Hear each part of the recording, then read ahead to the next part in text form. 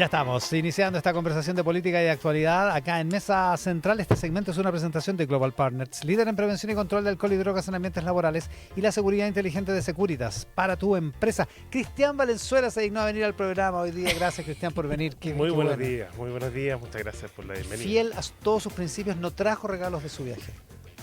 Y de hecho, bueno, pero a tu casa sí llevaste, porque ¿no? estuve en un viaje europeo, pero la semana previa, que tampoco pude venir, pero ahora el 21 de mayo, estuve en Punta Arenas y tampoco traje chocolates regionales, así que sí, no, mía no, culpa. No, es consecuente, es consecuente. Sí, pero a tu casa lleváis, ¿no? Sí, Sí. en exceso. Tenéis que pagar la cuenta. Constanza Schoenholt, ¿cómo estás? Buenos días. Muy buenos días, muy bien, gracias. Ya que no ha estado Cristian Valenzuela, una joyita para comenzar, Cristian. Oye, yo quiero hablar de... No trae chocolate y le damos la joyita. Y le dais la joyita, Sí, ok. por favor. Yo quiero hablar de las campañas de desinformación, los bots, estos ataques dirigidos de los cuales habla el exdiputado Paulsen, ahora jefe de campaña de Evelyn Matei. Me parece que un tema interesante. Yo no tengo pruebas, pero tampoco tengo dudas de que eso está ocurriendo, no solo con Evelyn Matei, yo lo he visto también en las últimas 3 semanas con mucha intensidad en las redes respecto también de José Antonio Kast. Harto uso de inteligencia artificial, videos medio fabricados, voces alteradas, que reviven historias y circunstancias tratando de inducir un poco a la opinión pública, a las redes sociales, a tomar partido o tomar un ejercicio contrario a los distintos candidatos. Déjame interrumpirte solo para citar para la gente que no lo haya sabido. Diego Paulsen ayer en Radio ADN dice: lo digo con mucha información, tenemos ataques de redes sociales concertados desde cuentas que manejan la Secretaría General de Gobierno o la misma Secretaría General de la Presidencia. No es anecdótico, es bien grave. Hoy día lo reiteró en la radio Duna, ¿ya? En la mañana, diciendo lo mismo, en el fondo, que van a presentar pronto. ¿Cuál es mi reflexión? Yo creo que eso efectivamente ocurre, ya ha ocurrido en las últimas campañas, ocurrió en el 2021 también. Hay estudios académicos que han investigado sobre esto respecto a todas las campañas y el impacto que tienen. Pero una cosa es que ocurra y otra cosa es que lo financie el gobierno. Es que esa es precisamente es que lo que pasa es que yo no sé cómo lo va a aprobar él. Nosotros lamentablemente no tenemos recursos para... con suerte tenemos recursos para elaborar propuestas y presentar nuestra difusión. La humilde campaña del Partido Republicano. Para estar investigando lo que hace o no hace el gobierno. Pero lo que pasa es que uno hace vinculaciones. Porque no es solo una cuenta que hay cuentas identificadas que son muy pro gobierno, que luego son alimentadas, por ejemplo, por parlamentarios que siguen en la misma línea, que las retuitean, que las siguen, que ejercen cursos de acción en Contraloría, en impuestos internos, en la Fiscalía, a partir de esas denuncias. Candidatos presidenciales. Ayer uno de los videos más viralizados en esta lógica es Gonzalo Vinter hablando de las supuestas inversiones en Panamá de José Antonio Kast en el debate de la USACH, relacionándolo con el agua. No entendí cómo llegó ahí, pero está bien, es parte del ejercicio político. Pero ¿cuál es mi punto? Primero, yo creo que es muy difícil abordar el tsunami tecnológico, informativo, inteligencia artificial. Va a requerir un tremendo desgaste. Yo dudo que haya vayan a poder comprobar que hay funcionarios en la SECOM, en la SECPRES, que es lo que dice Paulsen, pagados a sueldo para estar todo el día atacando. Yo tiendo a pensar que sí, pero como no tengo cómo probarlo, no me voy a desgastar en eso. Pero lo más importante, y este es el punto central de la porque una cosa, perdona, antes de vaya al punto central, una cosa es lo que uno cree y otra cosa es lo que puede probar, y como para ponerlo en estos términos. O sea, exactamente, bueno, esa es una definición de ello, y nosotros no lo hacemos. Pero yo voy al punto que es más importante a mi juicio, y es como la recomendación, es una joyita recomendación a la campaña amiga que va en paralelo a nosotros. Yo creo que ahí no está lo central de una elección. Porque evidentemente las campañas de desacreditación, de odio, de generación de miedo, de temor, tienen un impacto, por supuesto. Pero lo central, a mi juicio, y creo que es lo que están mostrando un poco las encuestas, las tendencias, sin ninguna confianza, como decía el presidente en este mismo estudio ayer, de soberbia ni arrogancia, es que es el juicio al gobierno lo que está en juego aquí. Es la propuesta y cómo tú abordas los ejes fundamentales para la ciudadanía, que son la seguridad, que son la economía, y el resto, a mi juicio, cae de maduro. Será confrontado. para poner otro ejemplo, José Antonio es líder de una banda de tráfico de cobre, y es como ¿Verdad? jefe de un cartel para mucha gente de izquierda, incluyendo diputados oficialistas, y todas esas acusaciones ahí quedan. Es parte lamentablemente del juego político, pero yo creo que ahí no se juega la elección, y creo que ese es el error en que creo que está cayendo la campaña de Evelyn Matei al poner el foco en eso, porque pasa todo el día discutiendo sobre esto, y es el error que cree el gobierno o la gente cercana al gobierno o los adherentes del gobierno, que creen que van a dar vuelta a 4 años de gestión, mala gestión a mi juicio, y malas candidaturas que proponen cosas que no van a la línea de lo que quiere la gente, Con una campaña de con redes una campaña de sociales. redes sociales. Constanza Schoenhauer.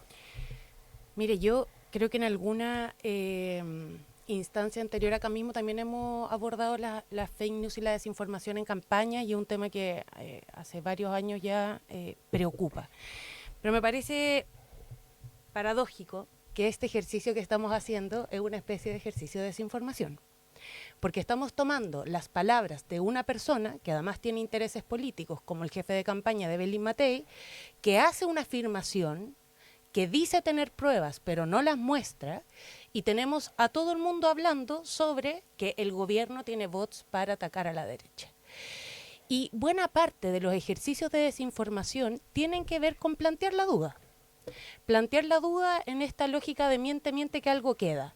Puede que sea cierto, pero veamos las pruebas antes de hacer, digamos, la afirmación de estas características, que es muy grave. Claro, estamos conscientes de que si es cierto es grave. Exacto. Ya, okay. Lo que pasa es que el tiempo que se dedica o que se extiende la falta de pruebas es un tiempo en el que estamos hablando de la posibilidad de eso, pero cuando aparezcan las pruebas o si nunca aparecen, en general se habla menos. Y rebatir esto es muy complejo, porque también la forma en que funcionan las redes sociales y la viralización de información, no siempre a la misma persona que le va a llegar este extracto del jefe de campaña de Matei afirmando esto, a esa misma persona no le va a llegar necesariamente en el caso de que así sea, la aclaración de que eso no fue así. Y ese es el problema, donde al final se van creando verdades, porque a quien le llegó solo esta información la va a ir replicando o en sus redes o en el boca a boca. Dicho eso, a propósito del planteamiento de esta duda y poder abordarla con esa responsabilidad de que hasta que no se muestren pruebas, esto es una afirmación muy grave y que puede eventualmente terminar en acciones legales, como han ocurrido otras veces. Quiero poner en ese mismo ejemplo lo que ocurrió el 2023 con el caso Convenios, y en particular el exministro Giorgio Jackson, donde 22 ministros de la UDI, toda la bancada, 22 diputados de la UDI, toda la bancada, digamos, hizo una carta y publicó en distintos medios y se instaló la afirmación de que el exministro era responsable del robo de computadores. Esa afirmación se realizó sin ninguna prueba y quedó instalada como una realidad. Ejemplo de lo que está pasando ahora, solo 3 años después, 2 años después, 2 años y medio, a través de la justicia se está pudiendo dar cuenta de que eso no es así. Claro, pues se querelló por injurias y calumnias civil, sí. Contra Errázuriz, contra la UDI y contra Fidel Espinosa. Fidel Espinosa al final tuvo que salir a pedir disculpas por hacer afirmaciones de esas características. Entonces, y a 2 años y medio después, no se está hablando de lo terrible que fue ese nivel de desinformación que incluso terminó con unas de las renuncias. Y lo planteo porque es el daño de estas dinámicas, y ahora lo voy a ampliar a la reflexión que nos llama Cristian. El problema de esta dinámica, y que yo también creo que el avance de la tecnología ha ido más rápido que la actualización de los mecanismos democráticos para poder resguardar el diálogo y el derecho a la información para la toma de decisiones políticas. Y creo que ahí tenemos un gran desafío. Hay experiencias que se han tomado en otros países, que tiene todo este riesgo siempre de la libertad de expresión, ¿no? Que también hay que protegerla fuertemente, pero cómo resguardamos integralmente eso, yo creo que es el desafío. Y en esto, mientras no exista ese mecanismo, creo que lo que podemos hacer desde la política es tratar de tener un compromiso transversal de que no caigamos en esa tentación de tratar de ganar a través de la desinformación, de las fake news o de la generación de dudas sin fundamentos. Sí, yo sostengo eso, yo estoy relatando el fenómeno, no hago la acusación, no tenemos, insisto, recursos para investigarlo ni comprobarlo, no sé si es cierto o no es cierto. Mi punto, el central de la joyita, es decir, tiene un impacto, pero yo creo que no es el impacto central. Con todo el avance de la tecnología, yo creo que hoy día las personas, la decisión de votar, independiente de esa información o desinformación, pasa por otros factores fundamentales. Y ahí está lo estructural de esa conversación. Alcanzamos, Julieta Constanza Schoenhout, para esta edición. Mira, yo venía con algo similar sobre la democracia. El Instituto VIDEM realiza informes sobre la democracia año a año. Y hace poquito salió el informe de la democracia 2025, que se llama 25 años de autocratización. ¿La democracia fue derrotada? Así se llama. Y quiero plantear 5 datos importantes que aparecen ahí. Lo primero es que las autocracias superan en número a las democracias por primera vez en 20 años en el mundo. 72% de la población global está gobernada por regímenes autocráticos. Solo el 12% vive en democracias liberales. La restricción de la libertad de expresión es frecuentemente uno de los primeros objetivos que tienen estos regímenes una vez que toman poder en los países. Y por supuesto también los ataques contra organizaciones de la sociedad civil han ido aumentando. Tenemos un ejemplo cercano en Perú.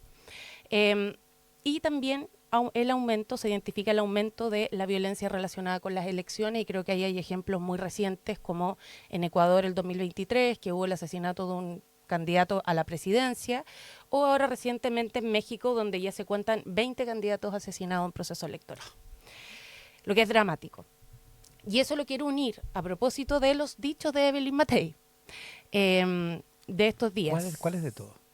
Todos, pero en particular este ejercicio de mandar a callar a una ministra de Estado, pero también el emplazamiento que hace la UDI de manera muy despectiva a la ministra Orellana. Y me preocupa porque creo que cuando se analizan, a propósito de este informe, el análisis no es solo en base a resultados electorales, sino a criterios cualitativos respecto de en base a qué se sostienen las democracias. Y las democracias no se sostienen solo en base a las elecciones o la alternancia del poder, sino también en el respeto a normas mínimas que tienen que ver con el reconocimiento en igualdad de los interlocutores, que tiene que ver con el valor del argumento y que tiene que ver también con la legitimidad de los disensos. Entonces, para mí,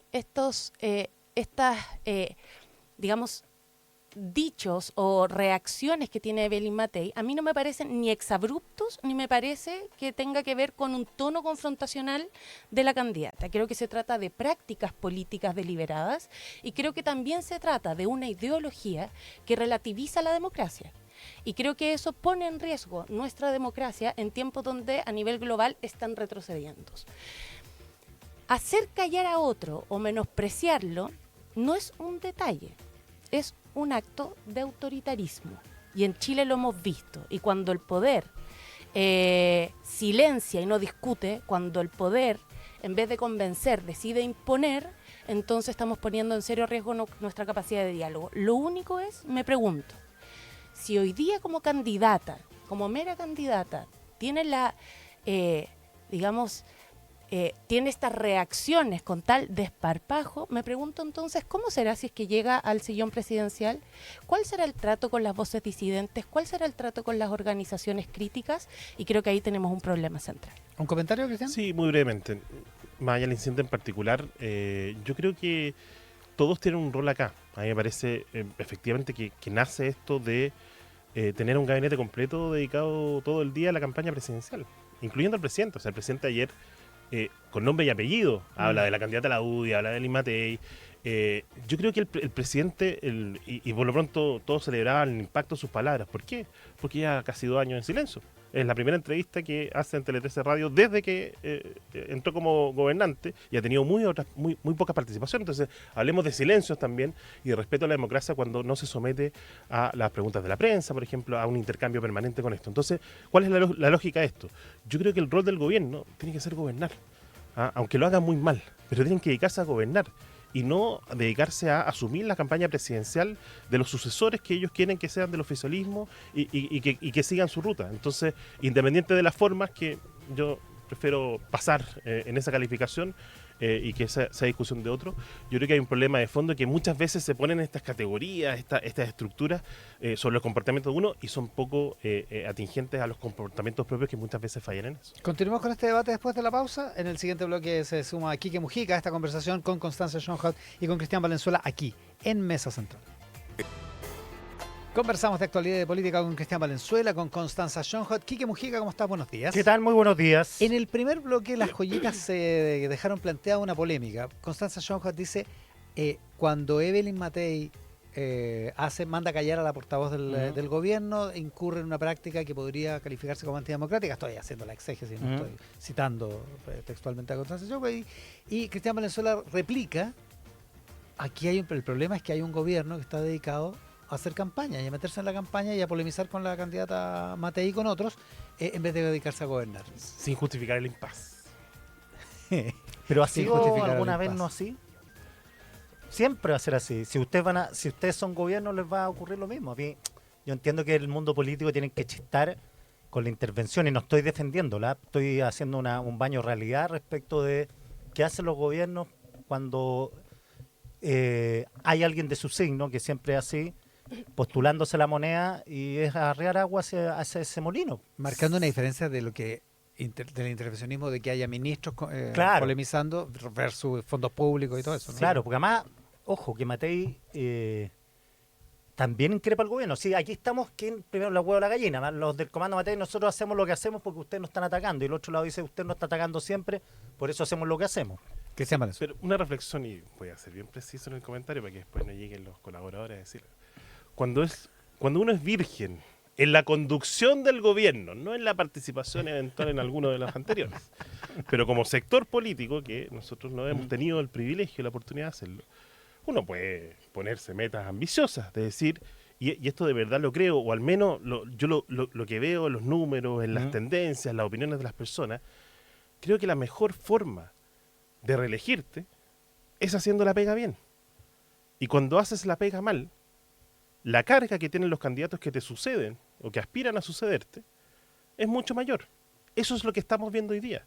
Y también se vio en el ciclo pasado. Entonces, independiente de la guerra de bots, de los comentarios, de la participación, creo que ahí está el problema mayor. En los bordes pueden influir, impactar elecciones, por supuesto, las declaraciones. Pero yo creo que el gran problema hoy día de la coalición oficialista, y lo vemos en las primarias, lo vemos en los resultados de las encuestas, lo vemos en la tendencia que hay, es que el gobierno ha sido malo. Y como el presidente apuntaba ayer muy correctamente, quizás ha sido menos malo que el anterior, porque él ha defendido su tercio. Me pareció interesante esa teoría que planteó ayer de que al menos nosotros tenemos el tercio. Ellos ni siquiera, el gobierno pasado, fueron capaces de defender ese tercio. Pero ese tercio no es suficiente para ganar una elección. Vamos a ver qué pasa a fin de año, las dinámicas de la campaña. Pero, ¿cuál es mi punto? Yo creo que la mejor forma que tiene el gobierno de ayudarle a su coalición es que en estos 8 meses haga lo imposible por cerrar la frontera, haga lo imposible por reactivar la economía, haga lo imposible por tener avances concretos en seguridad, no solo leyes, no solo decretos, no solo declaraciones rimbombantes, sino que efectos concretos para que la gente sienta que de verdad esa es la coalición que me va a dar 4 años más de progreso y estabilidad y no la contraria. Constanza Schoenhout. Directamente aludida. Sí, bueno, varias cosas. Pero quizás primero partir por lo obvio. Creo que es natural que desde la oposición en un año electoral el mejor argumento sea decir el gobierno lo ha hecho mal. Si dijeran lo contrario, también podrían en riesgo su posibilidad de posicionarse como una alternativa. Sería una anomalía gigante. Sería una anomalía gigante, entonces no me Un hombre muerde a un sorprende, perro. más allá de eso, pero por supuesto a mí también como oficialismo me toca plantear por qué yo creo que sí lo hemos hecho bien a propósito de los mismos ejemplos que planteas. Creo que un gobierno que recibe un país con 11,6% de inflación, que tiene el pic de inflación desde el 90, con 14,1 creo que llegamos en agosto del 2022, y lo va a entregar hoy día con no más de 3% de inflación, me parece que no es un gobierno que lo hizo mal. Partamos por eso. ¿Sí? ¿Estamos de acuerdo? Bien optimista. No, yo no estoy de acuerdo, pero voy a esperar mi turno para... O sea, un gobierno que lo hace mal es un gobierno que no avanza, que retrocede digo o que estanca. El guarismo de 3%. Hasta ahora estamos en eso. Y revisemos. No, Justo sí, estoy escribiendo va a de ser algo. como 4, 4,5. Estamos en 4,5 el último, de 12 meses. Lo segundo, un gobierno que recibe el país con una migración irregular desatada en el norte, y que a propósito de la ley de infraestructura crítica ha logrado bajar en un 49% la migración irregular. No es un país que ha retrocedido ni que ha estancado, es un país que ha avanzado, un gobierno que ha ayudado a que el país avance. Entonces, ha sido un gobierno que en el último año, en el cierre de 2024, ha tenido buenas noticias para Chile. Hemos tenido récord de inversión extranjera, récord en los años de la vuelta de la democracia. Hemos tenido récord en exportación. Hemos logrado superar todas las expectativas, y este sigue el dato, de crecer al 2,6, que todos sabemos que es poco, pero también sabemos que es consecuencia de 20 años de estancamiento de la productividad y el crecimiento. Y un país que no estaba creciendo, que hoy día logra superar las expectativas de no solo los pesimistas, sino los optimistas, es un gobierno que ayuda a recuperar la senda del crecimiento. Podría nombrar un montón de otras cosas, pero pongo esos elementos con datos concretos que más allá de lo cualitativo es posible reconocerlo. Eso por un lado. Lo segundo es que creo que en materia de comunicaciones, y creo que ahí el tema que plantea Cristiana a propósito de la desinformación es clave, porque no solo tenemos el problema de la desinformación, la contrapartida es el problema de la información.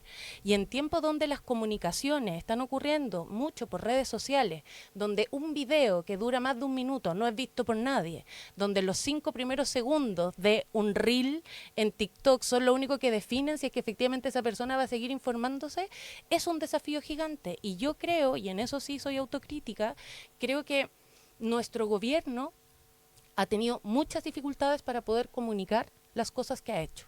Porque yo sí creo que hemos avanzado un montón. Y cuando existe esa dificultad, no solo de enumerar las cosas que hemos hecho, sino también de contar la historia de lo que ha sido este gobierno, se abre, digamos, una grieta a que todos puedan decir se ha hecho mal, no se ha hecho nada, etcétera. Ojo Paredes. Y yo creo...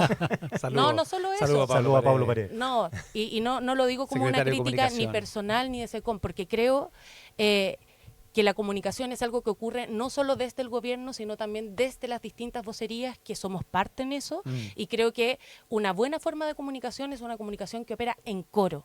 Y esto lo digo como autocrítica porque creo que es un aprendizaje, no lo digo para apuntar a nadie. Hubo un momento que el gobierno estaba solo, ¿eh?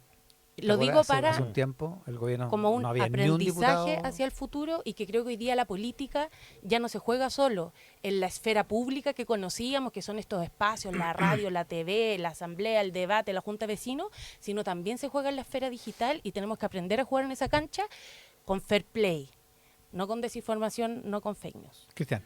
Hablando de información y no desinformación, uno puede evaluar según tendencia, es legítimo, y uno también puede evaluar por resultado global.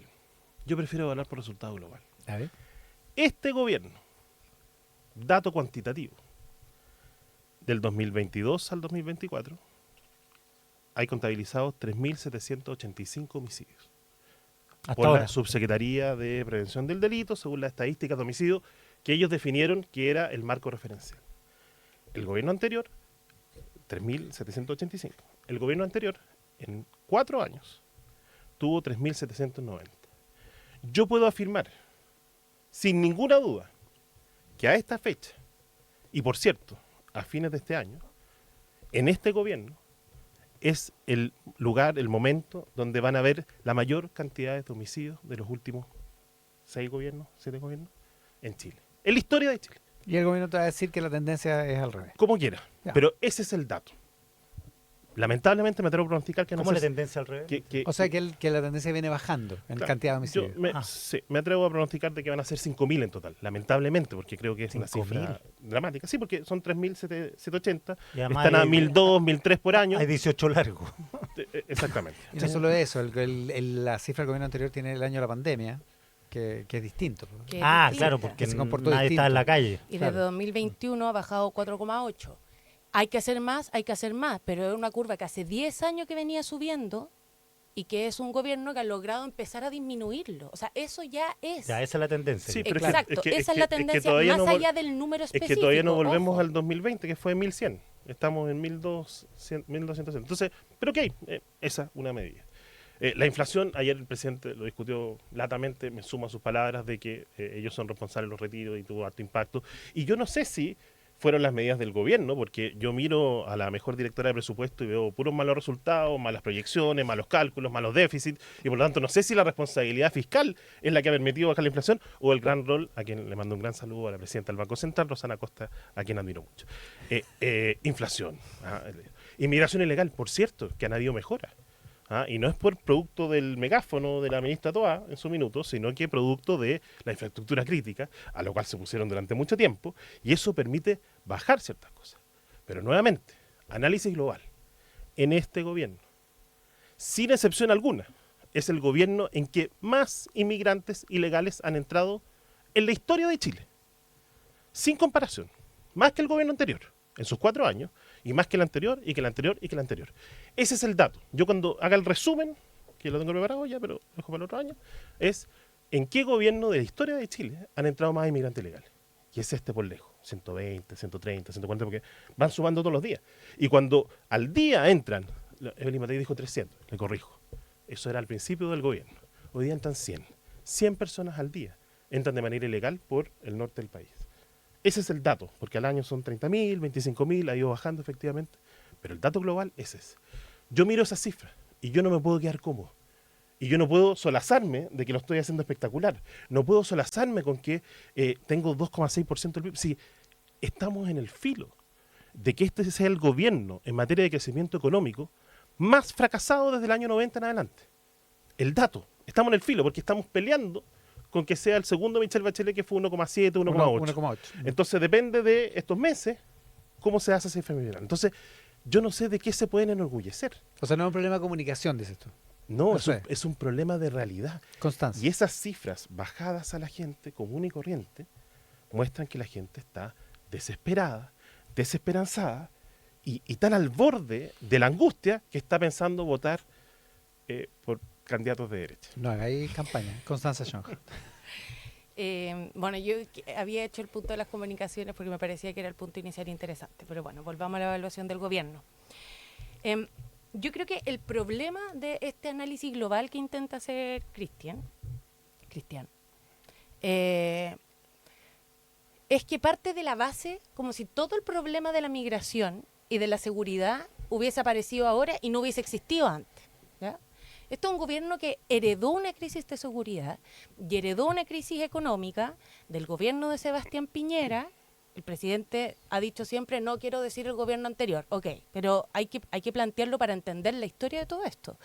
Las causas de esta crisis son variadas, entre ellas la pandemia, entre ellas una economía recalentada que fue a propósito de que fueron necesarios los IFE, a propósito de los 4 retiros, que ahí transversalmente todos los partidos fueron parte de eso.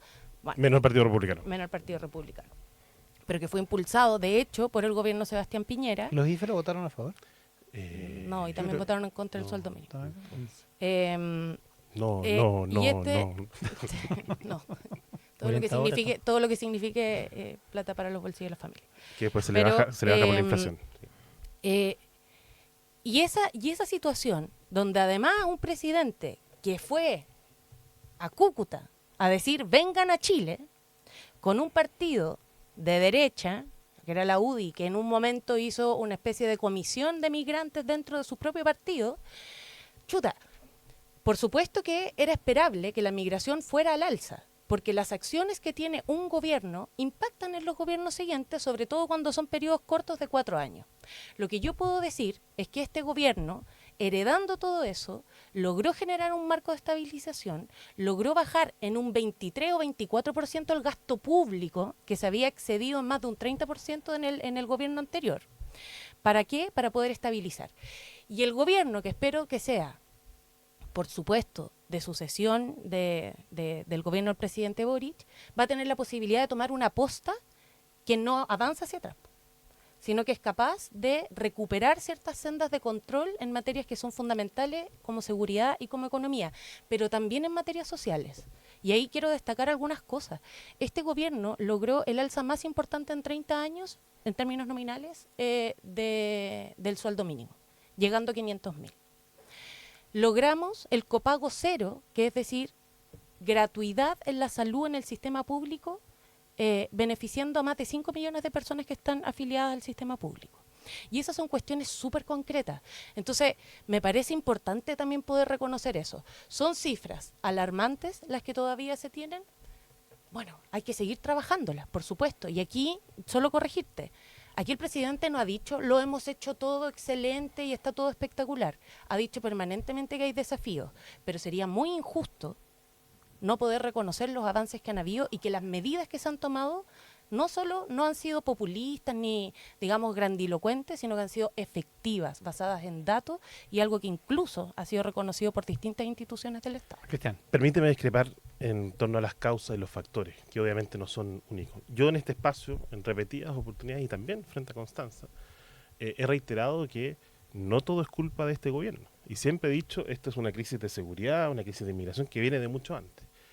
Pero si vamos a hablar de responsables, de incitadores, de provocadores también de esas definiciones, en materia de inmigración, el presidente de la República y toda su coalición, en particular el presidente de la República, era partidario de la inmigración sin documentos. Bienvenido todos los migrantes, y sin papeles tanto mejor. Casi que se vayan los chilenos y que lleguen los migrantes. Eso lo decía hace 5 o 6 años atrás. Y había un incentivo. No sé el Departamento de Migraciones de la UDI cómo está funcionando y cuál es el objetivo que apuntaba. Pero respecto al presidente de la República, él tiene una posición clara en eso. En materia de seguridad, cuando tú sistemáticamente atacas a Carabineros, dice que hay que refundar la institución, de que hay que sacarlos a todos porque son criminales, porque en cada acto que cometían era casi una violación a los derechos humanos, y después la justicia comprueba lo contrario en varios de ellos. Después venir a decir, vestirte carabinero y decir que todo está bien y que la seguridad es lo mejor del mundo, eso tiene consecuencias. En materia de retiro, ayer tú le preguntaste al presidente varias veces sobre esto y él reconoció que el primero era necesario, pero si el cuarto retiro lo votaron una semana antes de la elección. El tercero, una semana antes de las elecciones, y siguieron votándolo en su coalición después. Y porque la derecha, el Partido Republicano, que pasó de tener 1 a tener 13, 14 diputados al principio, la inmensa mayoría, salvo uno que después fue cesada en su cargo, votaron en contra. Si no hubiera sido por la oposición. Boric dijo que era un error, que había sido un error. Sí, pero es que en la campaña, nada de esto es un error. En la campaña, hicieron campaña con esto. Campaña con eso. No, con el fondo de retiros no. ¿Con los retiros? No. En la campaña hicieron campaña con el tercer retiro. Si lo votaron tocó en la campaña, 3 semanas antes de la elección presidencial. Tocó en la campaña, pero no sé si era una materia pero fuimos de de campaña. quienes opusieron, por ejemplo, el cuarto retiro. Ojo. La ministra Vallejo, con la diputada Cariola y la diputada Santibáñez, hicieron una palla en septiembre del 2021 para hablar de los retiros. Una palla. Una producción audiovisual, hicieron las sonsonetas para que quedara bien bonita Entonces, venir ahora a decir, ¿sabes qué? En realidad, y como si nadie hubiera dicho lo contrario. Todos los economistas están en contra, en fin. Pero mira, yo solo quiero hacer un punto respecto a eso último que decía sobre Carabineros. Yo voy a insistir, porque lo hemos discutido anteriormente. La legitimidad de Carabineros, si uno lo analiza históricamente, bajó en base a elementos concretos que se dieron en el 2019 en el marco del estallido social, donde hubo graves violaciones a los derechos humanos, y ya lo he planteado, más de 400 personas que perdieron su visión, que perdieron sus ojos. Y quiero, más allá de eso, para no quedarnos solo en eso, quiero citar textual al ex general director de Carabineros, que en octubre del 2024, en el marco de la acusación de la acusación constitucional impulsada por la derecha contra la ministra Toá, cuando fue citado, dijo lo siguiente: este gobierno se hizo cargo de todas las deficiencias y falencias que tenía Carabineros. Y lo pongo en sus términos porque realmente es este gobierno, y es otra cosa que esperaría que fuera reconocida, el que aumentó el presupuesto, el que se hizo cargo de la mitad de las flotas fuera de servicio que habían en Carabineros. ¿Y por qué estaban fuera de servicio? ¿Por qué no se repararon durante la agarraron a piedrazo. No. ¿Y por qué no tenían presupuesto? Porque el Frente Amplio rechazaba el presupuesto en el Congreso, no Constanza. Son datos, no son opiniones. Datos. Pero a ver, te estoy citando el general director de Carabineros. O sea, si tú tienes mejor conocimiento del estado en que estaba la institución que el general director pasado, excelente, cuéntanos tú todo eso. Pero lo que yo estoy planteando acá es que este ha sido un gobierno que se ha hecho cargo de modernizar y de fortalecer una institución entregando además herramientas para hacerse cargo de una crisis anterior que tenía que ver con la yo no protección de niego los eso derechos y lo he humanos. reconocido acá. Okay, la mayor entonces, cantidad de leyes de seguridad entonces sí, reconozcámoslo. pero Y ¿de dónde viene el planteemos que origen eso de es esto? un avance. El origen de esto es que en el gobierno pasado hicieron la vida imposible a Carabineros, al gobierno, a lo que se movía le hacía la vida imposible. Esa es la verdad y esa es la reflexión, no estoy diciendo lo contrario. Ya, desafortunadamente no tenemos más tiempo. Pero podemos hacer mercado global y hablar de economía. Paula, ¿no? Le gustaría. Constanza Schoenhardt. Recomendación. Recomendación para llenar un poco el corazón en tiempos donde hay series, todas las series son medias distópicas y probables. Hay una serie en Prime que se llama Amores Modernos, Modern Love. Son varias historias cortitas de media hora que hablan no solo, hay algunos casos de amores románticos, pero también de otro tipo de amores familiares respecto de los hijos, y creo que es muy bonita, hace emocionante, hace llorar y entrega calorcito al corazón en tiempos complejos, así que la dejo totalmente recomendada. Es mexicana. Modern Love. Mexicana. Hay, no, que hay un amor moderno mexicano. Es que después de Amores Modernos vino como por país, entonces Sí, hay uno hay una versión de la Ámsterdam, hay India, uno de la sí. India. Pero la original, Sí. es La gringa, está original- basada en una columna del New York Times. Sí. Es buena, ese, bien buena, bien buena. Cristian Valenzuela. 2 recomendaciones, Ah. dado que estuvo ausente. La primera, La Yegua Loca, restaurante en Punta Arenas. Aquí que me encanta cuando había recomendaciones de lugares imposibles de venir, pero de verdad un lugar fascinante. La subida está medio escarchada, así que hay que tener cuidado con el auto. Pero es un gran local, Comí camarones, comí centolla, unos canelones de centolla que estaban, pero increíbles. Así que muy buena recomendación para la gente que nos escucha. No sé si nos escuchan algún dial allá o si nos puede ver en el podcast. En Punta Arenas no, YouTube, nunca hemos pero- tenido, pero podcast. Pero la gente lo sigue. Yo me sí. conecté a la aplicación desde allá para corregir a Hernán Larraín Mate ciertas imprecisiones que tenía en su comentario el jueves hace 2 semanas. Esa es la primera. Y la segunda Qué raro, es una no recomendación, que es el libro Cast, la ultraderecha a la chilena. Y no recomendación, ¿por qué? Porque yo escuché muy atentamente el Rat Pack del lunes, ¿Ya? cuando entrevistaron a los autores del libro, la biografía de Enrique Correa. No sé qué Sí. opinará Enrique Correa de su biografía, pero Andrés yo me la estoy Insunza y Javier leyendo Ortega. y de verdad, 8 años de trabajo, una investigación atómica. Bueno, mi impresión es que tiene 8 meses de investigación. No contactaron o trataron de contactar y no le contactaron, que es otro problema nuestro, pero es otra discusión. Y por lo tanto, es un refrito de historias pasadas, de perfiles que... ¿Y salió recién? Salió esta semana. Está calentito. Apenas salió, estaba yo afuera viendo de qué se trataba. ¿Y quiénes son los autores? Felipe González. Y Felipe González y Marton. Amanda Marton. Tiene imprecisiones. Yo creo que está bien. Y esta es la segunda, porque la primera fue más mala todavía la otra biografía que salió.